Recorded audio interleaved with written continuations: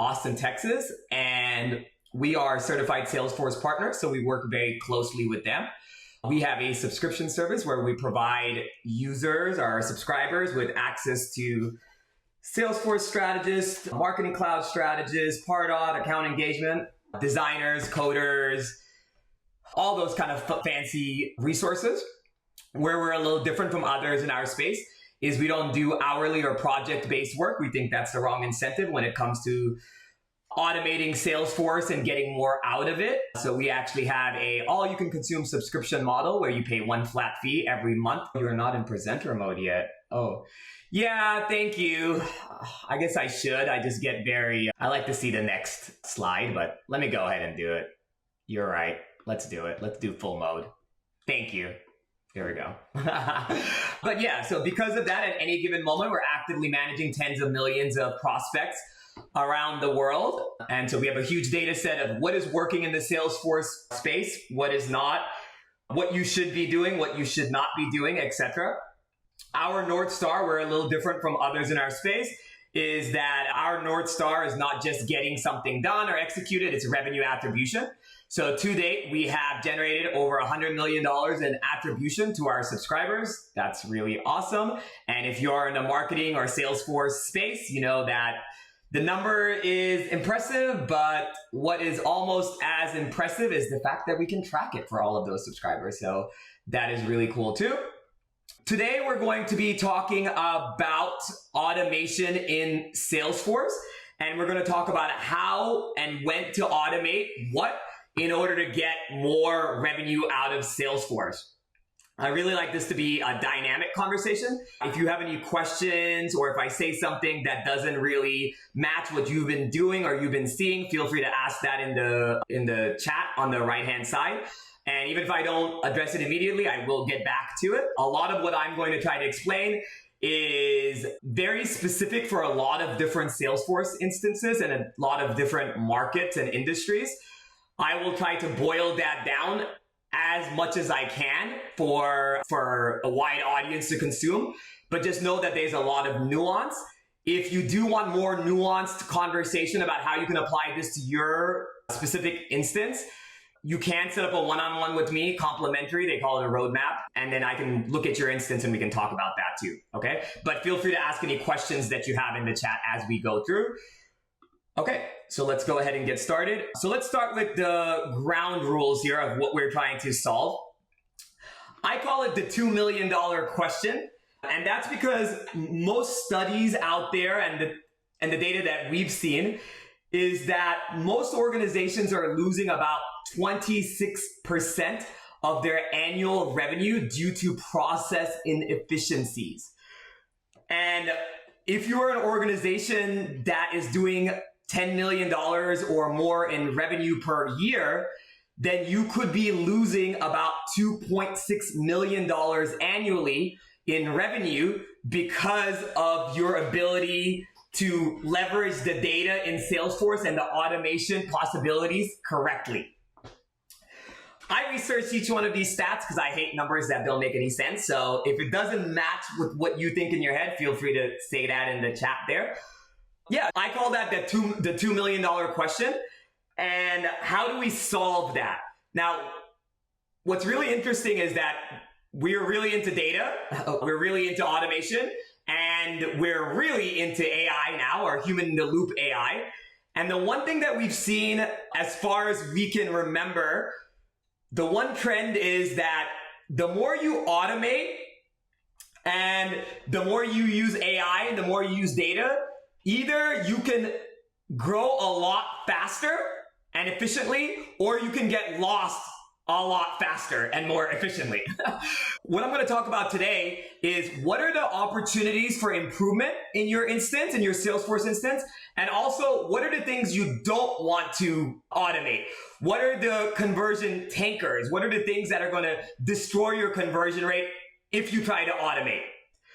And how does automation and data integrity issues show up in your instance that are driving to this $2 million loss in revenue every year is some of these bullet points right here. One is manual follow-ups. So when marketing gets really good at marketing, what inevitably happens next is that sales either doesn't follow up on all those leads or doesn't follow up with them with the efficacy that they need to in order to really leverage that increase in lead volume. So those manual follow-ups, that creates a bottleneck. When somebody is qualified and we're really data-driven or data-informed, and in this instance, the data and what sales reps have probably been telling you for years or decades does line up pretty well, which is there are different levels of qualification for prospects, leads, and contacts. When a sales rep says that's not a good lead, or I don't want to follow up with it, now, if they've missed their number 2 quarters in a row, maybe you should take that with a grain of salt. But in general, there are leads that you should be following up with a lot more manually, and you should be following up quicker on. If you're not able to parse those two out, it leads to fatigue on your sales rep where they don't follow up on the good ones. The second thing is that as AI and automation and data has picked up, what hasn't caught up is the type of activities and tasks that humans are doing, sales reps and marketing resources, so that they are spending still a lot of their time on tasks that should be automated, so they don't have the cognitive bandwidth to spend more time and deeper time on the strategic activities that now matter much more than ever. And the result from that is millions of revenue loss across the board, across multiple industries and fields. If you have any questions, feel free to ask. Our solution to that we'll go over today is the SalesLabX Growth Framework. So basically and this is the same thing we're going to talk about today and what I want you to apply in your own organization. First is that we need to think about what is the strategic path or the infrastructure we need to build out in order to get a feedback loop. Then how do we create transactional actions that give you feedback on that? And I'll give you examples here in a second so it's not so vague.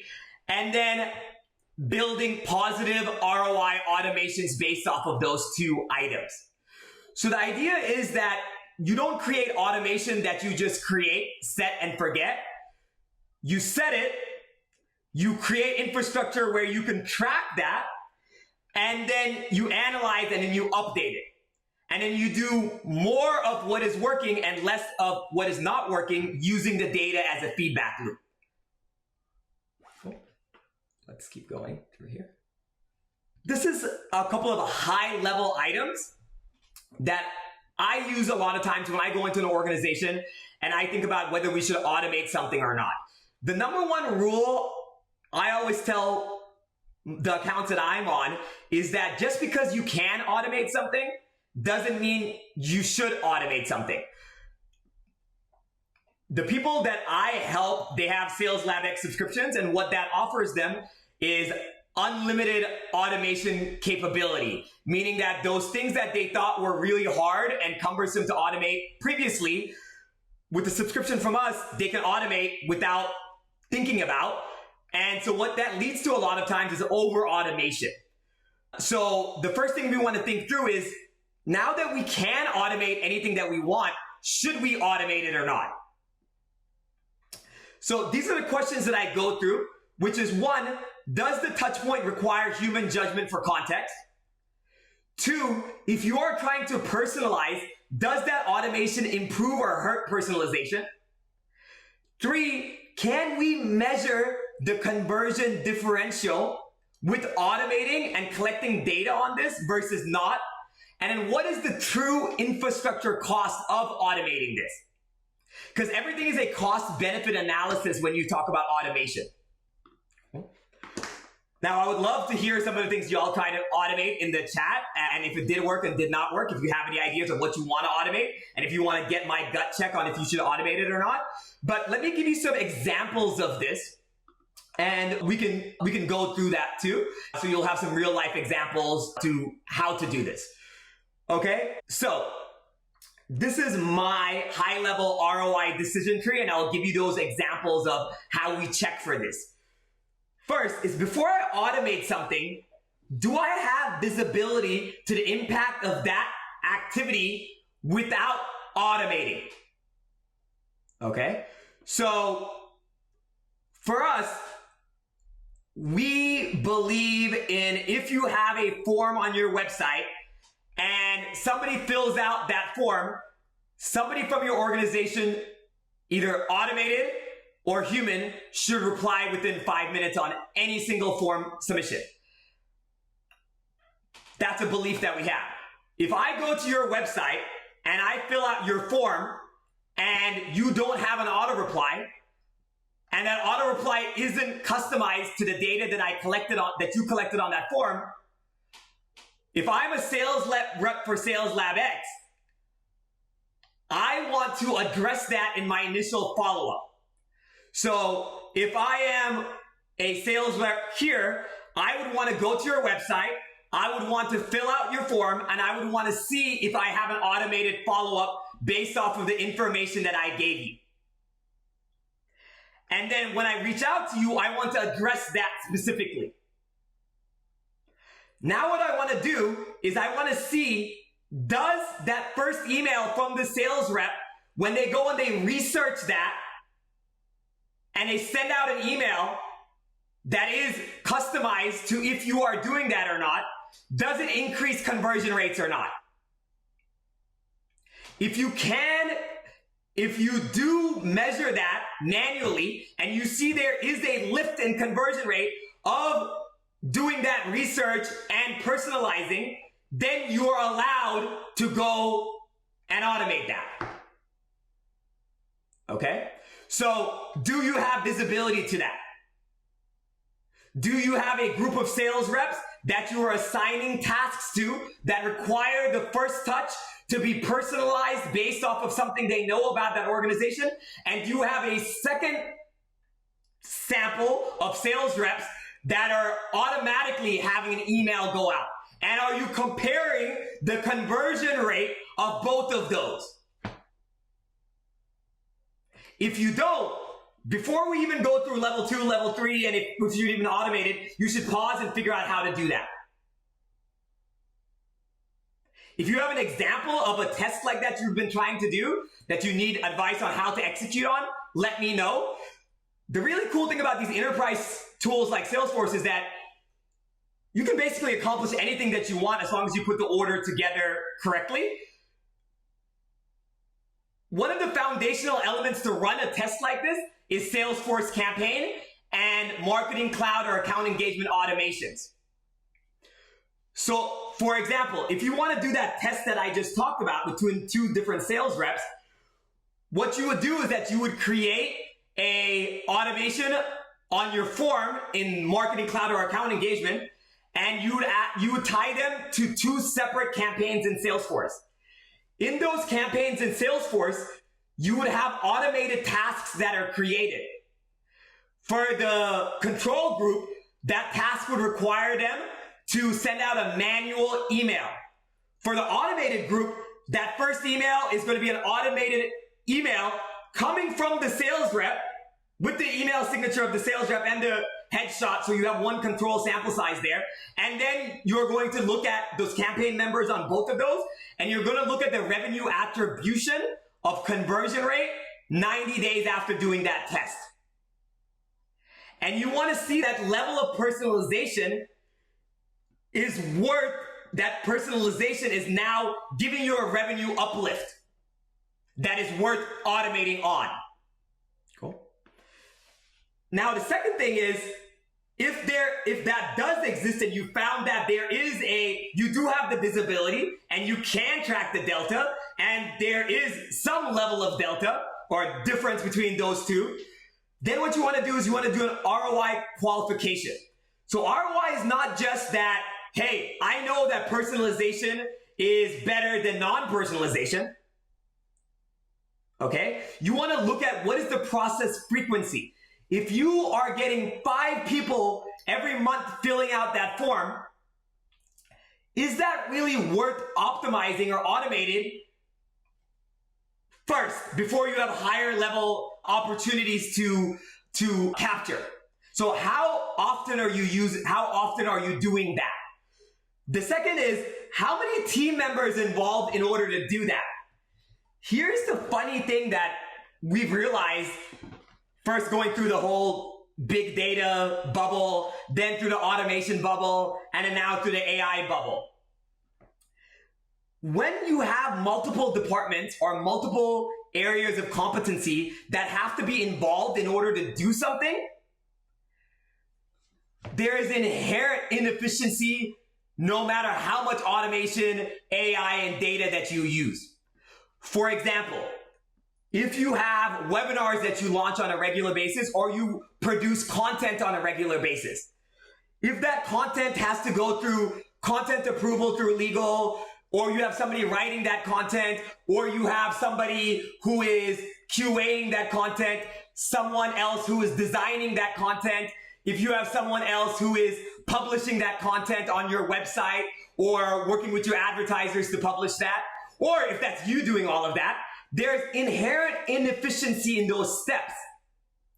For example, if you are trying to do some sort of account-based sales model, if your sales reps basically have whales, hey Milton, I have some of these accounts that I have really long sales cycles on, but they're large contract value sizes.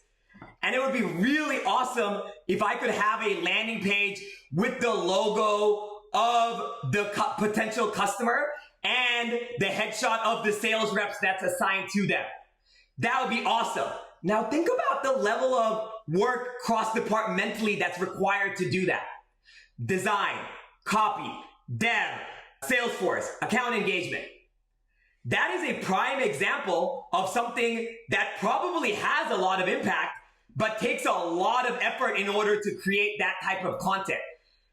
Creating automation that dynamically changes the logo of the prospect based off of their email address URL is a huge ROI efficiency gain there. Changing the headshot of the sales rep based off of the assigned lead or contact or account owner in Salesforce is a huge efficiency gain there. And then think about the time investment that's required in order to do that. I need some questions, so y'all need to put them in the chat. And the third level is conversion impact.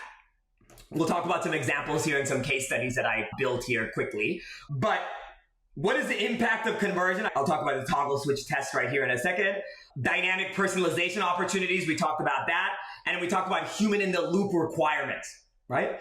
So this is especially true with any sort of AI enrichment tools that you're using right now.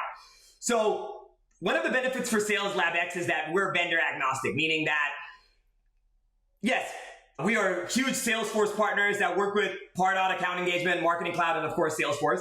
But now we have Salesforce, we have HubSpot prospects, we have prospects that use Outreach.io, that use a SalesLoft, that use FormStack, that use, what's the big data enrichment tool everybody used to use? But anyway, LeadIQ, all of these different tools. So you can personalize using a lot of these tools, but all of them have some sort of failure rate.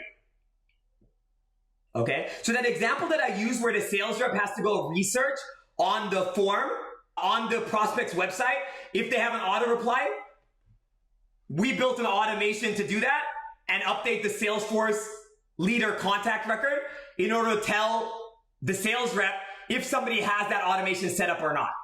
But there is edge cases where the sales rep has to go there and validate or not.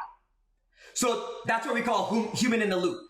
We have with a lot of organizations, we have AI scrapers that we built that basically will go to the prospect's website and try to understand who their target audience is and give them a suggestion on what their first email should be.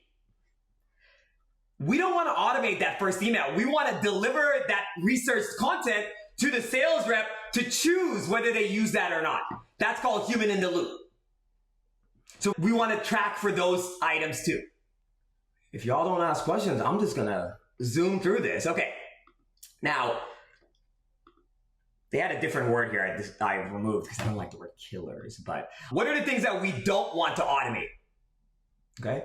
Do you employ SMS message? How do you deal with these? Okay, awesome. Thank you, Mark. So Mark's talking about SMS, which is really awesome. And then some compliance around that. Okay. We'll chat about that. I really appreciate that. Thanks for the question. Makes a lot of sense. So let's talk about, actually, let me stay right there for a second. Just to encourage more questions. Mark's asking a good question, which is SMS and how do you deal with compliance around that? One, we're not allowed to give compliance or legal advice. So I'm not going to address compliance and legal advice. I can talk about best practice when it comes to things like that. And Mark, if you want to have a one-on-one where we can dig deeper into that, we can talk about that too. I am a huge fan of multi-channel. Huge fan. So Mark's asking about SMS. If you're using something like Marketing Cloud or even account engagement, there's a lot of tools that tie in directly with that. And SMS works really well. Okay. And what works, why multi-channel and especially SMS on the B2C and the B2B side work well. And on the B2B side, LinkedIn outreaches, phone calls, one-to-one personal emails, retargeting ads. Why these work really well is that you're trying to create this echo chamber around the prospect where they feel like they've been hearing about you from everywhere. When you use one channel like email or just landing pages or just ads, what you're doing is you're creating this cognitive fatigue with the user. And they're like, I hear about you every time I go to your email, but you're not doing this multi-channel approach. So I love SMS. And the key to doing multi-channel, especially SMS, is personalizing across all layers.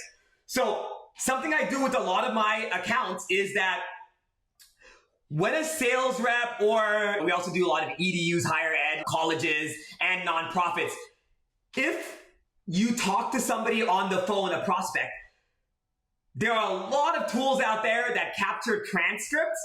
And one of our favorite things to do is do an automation that takes that transcript from that initial conversation and update fields in Salesforce based off of that. Okay. So one of the big things that we solve for at SalesLabX is either data visibility. So, oh man, Milton, we have a lot of duplicates. We have things that are named the wrong thing. We have sales reps that are not using the things they're supposed to, which is adoption. We can't build awesome conversion optimized journeys, which is content. How do we capture that information? And then second, how do we tailor our outreach based off of that? So we have toggles in Salesforce that get updated based off of that information. And then we can use that personalization in either SMS, LinkedIn outreaches, plain text emails, retargeting ads.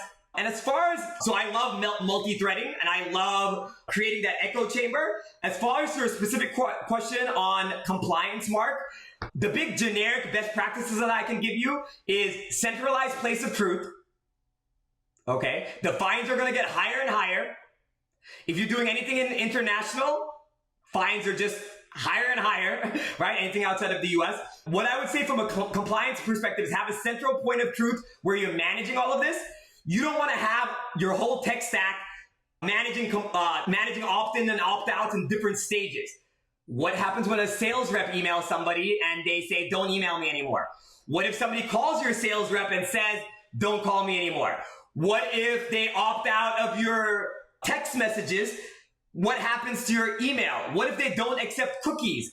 Where is the central repository where you're collecting all of that information? So the only high-level information I can give you right now, Mark, without talking to you on a one-on-one, is have a central place for that information and then try to track that data back to the touch point that triggered that opt-out or opt-in so you can plug that hole. Cool? But you see how Mark's question brought up a lot of cool things? Okay, cool. I was a 6th grade TA for a long time, so that's why I'm encouraging the feedback. Okay, cool. So now let's talk about some case studies, okay? I am not a big, and by case studies, real examples that we've done. I'm not a big fan of examples a lot of times because I think what ends up happening is that people will take the worst part from it. But people like it, so let's show that. So let's go through this, okay? So I'm gonna talk about the toggle switch experiment that I've done across multiple accounts. And the really cool thing about the SalesLabX model, more than any other place that I've worked at, is that because we're actively managing hundreds of thousands of leads and contacts and prospects for accounts around the world, we have a huge data set of what's working and what's not working. So a lot of times what ends up happening is that organizations have all these tools to run these experiments, but they don't have the bandwidth and the data size to get statistical significance on the tests that they're running.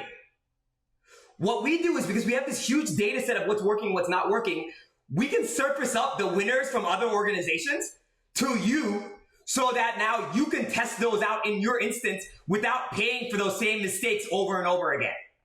And if you have bandwidth constraint, and if you have a bunch of fire drills you're running a lot of times, right? Even the idea of A/B testing is hard. The idea of A/B testing with any level of statistical significance is even harder. So that's why I do the work I do right now, which is helping these organizations build this architecture and build out these tests, because I do have that backing of that huge data set.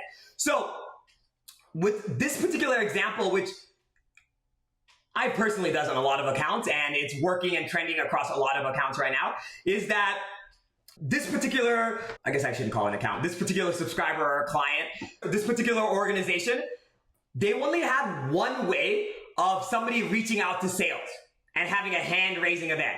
And it was basically this forum that said, I want to be harassed by sales right now. And that was what they were measured on by success. And they had a really low conversion rate from initial website visit to cookie conversion. So they weren't even getting people into their funnel. So basically what we did there is that we were like, okay, we need to create more top funnel content. And they had a bunch of video webinars that were not gated. We started testing gating versus not gating. And I even want to get into that for a second here. We wanted to test out the idea was, what happens if we route these webinar downloads into sales? In order to do that, we needed to set up a lot of routing, custom notifications, custom reporting, change management in order to set that up. But before we did that, we did a couple of things with just marketing before we even went ahead and did that automation. I'll show you some of the testing that we did. First, we just did a blind test on conversion rate from that I want to talk to sales or I want to get harassed by sales to this video webinar gated content download. We did that enough to get statistical significance. Now, we did notice that the conversion rate was lower. The sales reps were right.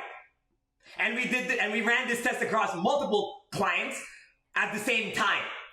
And we noticed that across all of them. So we got statistical significance across multiple industries. So we can isolate that this was a thing independent and didn't have variables there. Now we saw that. But the thing that we noticed is the conversion rate from page view to form submission was astronomically higher, 800% higher. So we're like, wow, there is something there. People are willing to give us their email address, but they're not converting from the sales side. What can we do where we're not sending sales bad leads, but we're still capturing that? So this is the example right here. Two different examples of what we're doing here. How do we test and track for that? One, let me show you this. And all of this is done natively in account engagement using account engagement forms and marketing cloud pages and all of that stuff, right? So here's the video. This is a wireframe of what we did, right? And this is usually how we show it to subscribers or clients or whatnot to see like how they do it. But so we go here and then we have this form. Okay. So somebody fills out this form. And then we had a thank you page like this. So here's the video replay. And then and I love it, just uses the information we just got. And then now there is a separate form here that says, I want to talk to sales. Everything's pre-filled. Nice. As much as we can. Okay? We're trying to figure out what is the lowest cost for that conversion for that golden hand-raising event. So the first thing that we tried out is, somebody fills out this form. Then they have to fill out this second form. Now you can imagine this had a lower secondary conversion rate, but a much higher sales thinks this is good conversion rate because it required a full second form submission. Now we're like, okay, but we think we're leaking a lot of people because all sales wants is intent measurement, intent to talk to us, not the cognitive load of filling out a whole nother form. How do we isolate those two things past each other? Third variation. Same exact thing, except now, I was just getting into it. Now, we have a toggle switch, right? We have a toggle switch now. This converted statistically significantly enough closely to this one, but captured massive amounts more of a good quality index to sales conversion.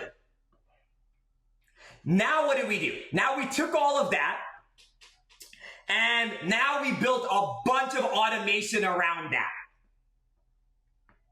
We built custom notifications. We built the infrastructure. We just built a lot of stuff around that. What I see a lot of organizations doing is building the infrastructure and then wondering if there's any impact by that.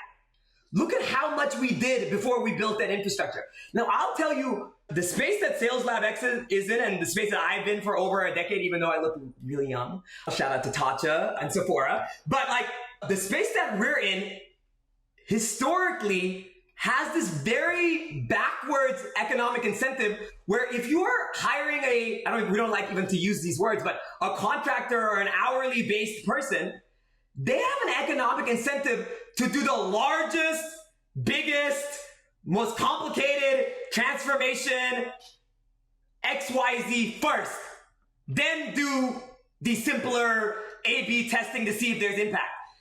With SalesLabX, since we run on a flat rate model, I, as a strategy specialist who gets to geek out and build these tests every day, I can just pick out what is the most efficient way to get you to revenue without thinking about what's going to cost more. So what I'm saying is that whole backwards mentality of automating at the wrong time or the wrong thing, I do think is the industry and space that we're in sometimes does cause that a little bit, right? And all the content that you read, like no one's writing free content, right? They're writing content for a very specific use case. Either they're trying to sell their services for hours or projects, or they're trying to sell you a new tool. So anyway, let's keep going here. I have the same example here. I'm not sure if I'll go through it a little bit. Basically that example that I was giving you, which is, should we put the logos of the organizations that we're prospecting in the landing page dynamically? Should the background image change based off of industry that they're in or where they are in the decision-making process? Okay. And starting off with building the infrastructure to measure that, tracking that, seeing what the lift of doing it manually, and then going back to build it out and build the infrastructure out showed massive results. But we didn't deploy the resources in the wrong place so we could deploy it effectively and efficiently, being good stewards of the organization's time and money. In order to do personalization right, there is a lot of things that you have to do in order to get that done. I'll talk about that here in a second. But I really like that because people always think, oh, like me as a user, like I know Pardot or Marketing Cloud, or I have the Salesforce admin, I'll just do a quick test. So I guess marketing put this together, but this is cool. So this is basically, what are those missed opportunities between both of these things? What we do see, there is truth to this. A lot of organizations are using Marketing Cloud, Salesforce, and account engagement to do this. Basic email send, simple lead capture, manual list uploads, and our Salesforce AEs hate when I say this, but if you are doing this, but using Salesforce,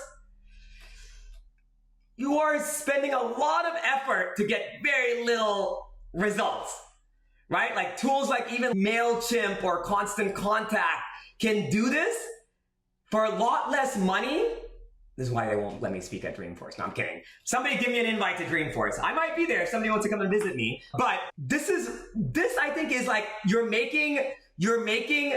using like a Lambo to pick up groceries for your kids.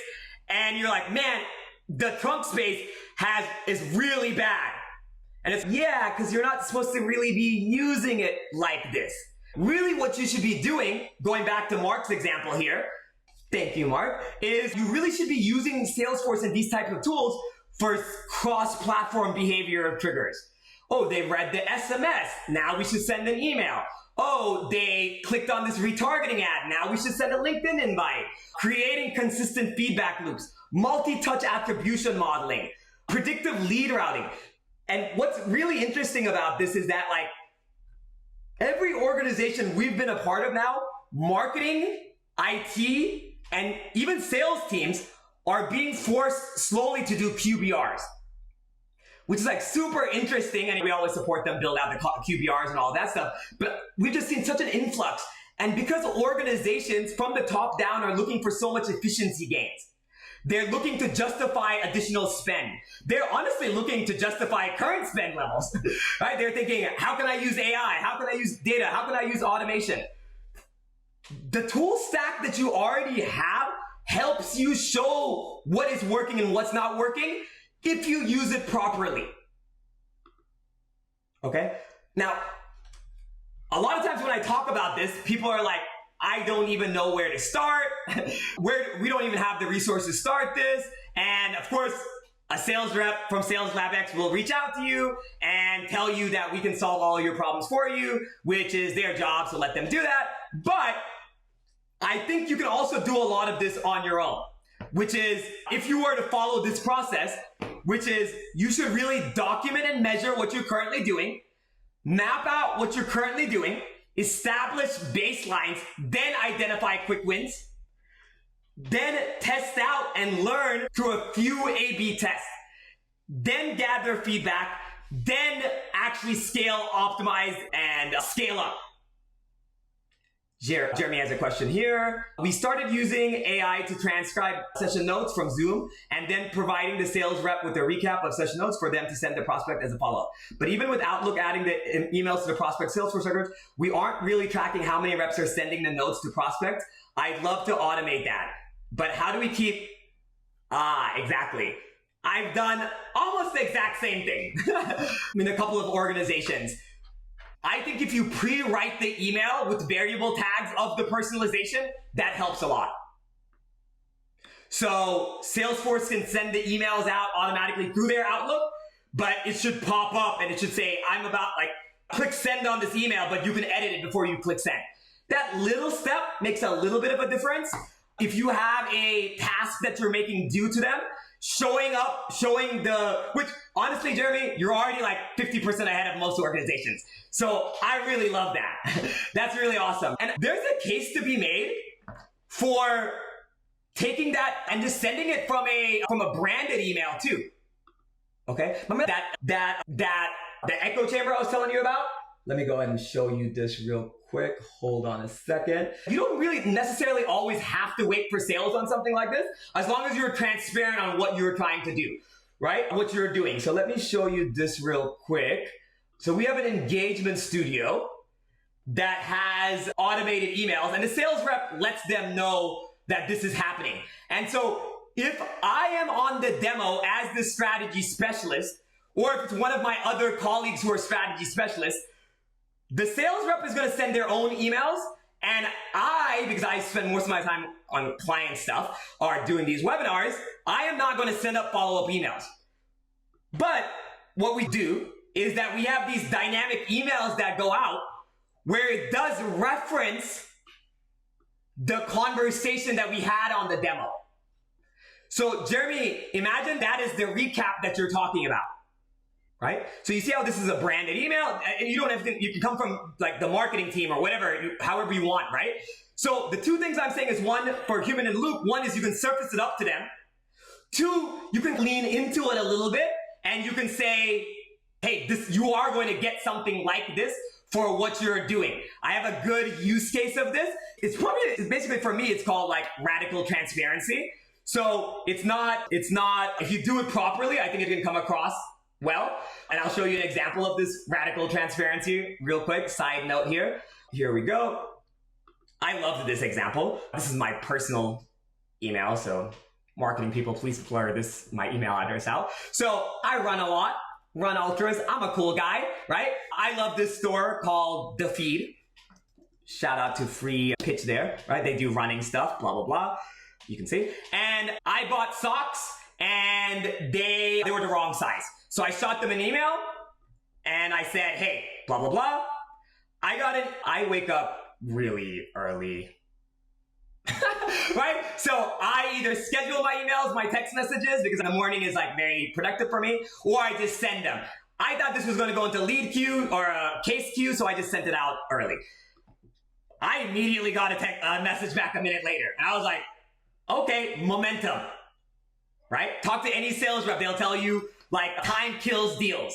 And even in cases here, I got this email. I could help you with that exchange. I see your order, blah, blah, blah, blah. To process your exchange request, I need to clarify a few details. In this entire order affected, this was my first sign that was a little bit AI-y. Because I was like, dude, the other things I bought were just food items. I'm not going to exchange a food item because it's the wrong socks. Then it said, please send me a photo of the socks. Okay. And then it said this. Once I have this information, we can get your medium size. I'll skip that thing. So then I send out here's the socks right there. They are neon green. Don't judge me. Then I immediately got this email back. Thanks for confirming and sending the image of the socks. I can now offer you 2 options for resolving this. Store credit or refund, blah, blah, and at this point I was thinking, what is going on here? Then I read the email signature. You've just interacted with MattBot, the AI version of the real Matt. I thought that was cool, like offering transparency that this is happening, etc. So that's an example of like, how do you implement not really human in the loop, but how do you get radically transparent about your fact of using AI? If you want to use it effectively and not disingenuously, right? I like this, right? And what I really like about this, and they're so on brand, but if y'all are a runner, you know the term bonked, right? Like where you hit that wall. So I love that even there, that part was branded. I can buy running stuff from like Walmart or Amazon or anything. So they are saying like, hey, blah, blah, blah. I love this. I just love that a lot, right? So anyway, it was cool. Yeah, anyway, there's that. So I love that example right there of how to use that. Not so much, a little bit of the answer that you asked for, Jeremy, but a little bit more. There we go. Okay, so I have 10 minutes, but what is your automation audit checklist where you can think about, so whenever we go into your organization, my first job is, you're welcome, Jeremy. Thank you for telling me your question out loud. So my first thing is basically, we have a metric internally that we're measured by, which is called time to value, which is very interesting for a technology partner. But basically like, how quickly can we get you to some sort of ROI metric? So this triaging is a lot of what we do, right? Now, it's not this exactly because we have access to your system, secure access, so we can run a lot more analysis. But here's the kind of thing that I would do, right? So automate the first touch within 5 minutes. Look at behavioral triggers across engagement platforms. Okay?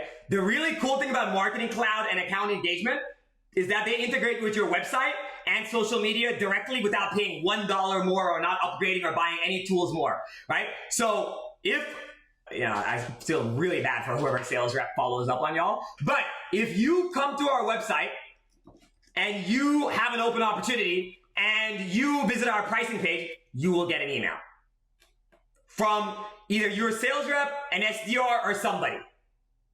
Okay, hopefully y'all don't think that's bad, but that's what happens, right? That's a behavioral trigger. You gotta think about where to put those behavioral triggers. Personalization. I always show this example right here. And everything I'm showing you is default, out of the box. Dynamic content I'll have to think about. That might be plus version or higher. But anyway, like it's not gonna require a lot of new tools or anything like that. So if somebody is an early stage prospect, what does the landing page H1 say? If somebody is a mid-cycle, what should they say? If somebody is somebody who's on an enterprise, what should you say? If somebody is a strategic account, does your content adapt to them? Okay? And then if they're a technical decision maker, does that content adapt across landing pages, emails, and your website? Whether that be WordPress or whatever your website platform is. This is all supported out of the box with account engagement and Marketing Cloud and Salesforce. So are you using that? That is a big opportunity there. Dynamic content. See, I did the full screen, but I'm not used to the full screen, but I think I like it. Okay, good. Let's go ahead. And then we do re-engagement, basically like stalled deals. I talk about this a lot. If a deal is in a stage for, let's say, over 30% above how long that deal should be in that stage, then you should be doing some sort of re-engagement or automation there. And then my favorite thing all the time, which is attribution reporting. And when I say attribution reporting, I'm not just saying attribution from campaign and multi-touch. I also mean UTM parameters. Okay? If you spend more than 5K on ad spend and you're not doing UTMs down to Salesforce, that's a to-do. Now, here is the part of the conversation, which I think I'm going to make a point not to do every time I have one of these conversations, is that you are not bonkers. That if you think, man, doing this it sounds like a full-time job and it's going to take a lot of things to do. To pull this off, it does take a lot of time, and not just a lot of time, but a lot of resources working correctly. One of the big things that I don't like about how products in this space are positioned is that they position it as you buy this tool, Salesforce, Marketing Cloud, account engagement, and then you turn it on and it works. In order to do, or they'll hire one marketing person, or even a marketing automation person, heck, even a Pardot person, or heck, they might even have a Salesforce admin. They might even be using a Salesforce contractor. The fundamental issue is that all of these people have to work together for small amounts of time to pull off the things that I'm telling you to pull off, which is really what leadership wants. In order to do some of this stuff that we're talking about, this is what's required to do that.